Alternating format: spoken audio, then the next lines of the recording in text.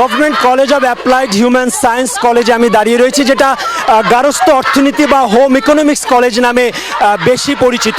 এবং আজকে এই শিক্ষার্থীদেরকে এখন জন্ম সনদ দিয়ে খোলো বিকাশ স্টুডেন্ট অ্যাকাউন্ট। নিজের বিকাশ নিজে কর।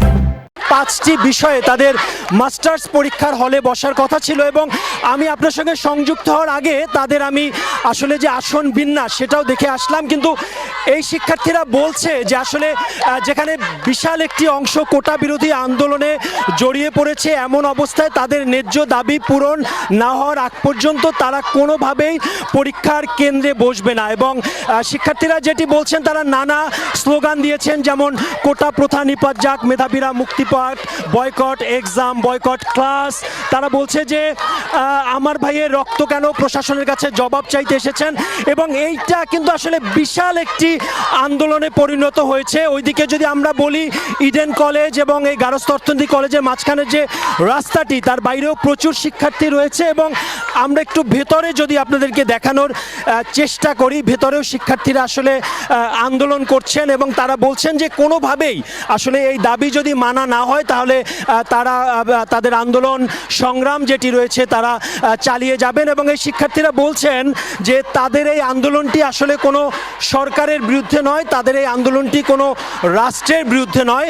তারা বলছে যে তাদের জীবনে সব কিছু অর্জন যে পরীক্ষার মাধ্যমে, সেই পরীক্ষাটাই তারা বয়কট করেছেন এই অর্থে যে তারা ভবিষ্যতে ভালো কিছু একটা আশা করছেন। এবং তারা মনে করছেন এবং তারা বলছেনও যে তারা কোনোভাবেই লেখাপড়া বাদ দিয়ে রাজপথে তারা যেতে চান না। কারণ হিসেবে তারা বলছেন যে এই যে কোটা ব্যবস্থাকে আসলে তারা বিশ্বাস রাখতে পারছেন না। তারা বলছেন যে সারা বাংলাদেশে ছাত্রছাত্রীদের যে দাবি, সেই দাবিটি তাদের মানতে হবে। আমরা দু একজনের সঙ্গে একটু কথা বলতে চাই। আজকে কি পরীক্ষা আপনারা দেননি?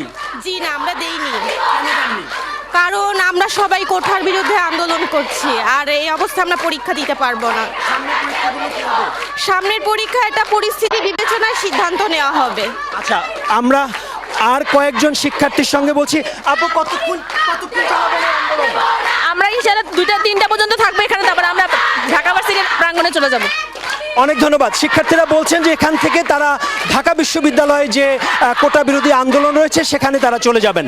হৃদয়, মোটামুটি এই ছিল আমার কাছে গার্হস্থ্য অর্থনীতি। মৌলিক ধন্যবাদ। প্রিয় দর্শক, মোস্তফা মল্লিক আমাদের সঙ্গে যুক্ত হয়েছিলেন গার্হস্থ্য অর্থনীতি কলেজ থেকে।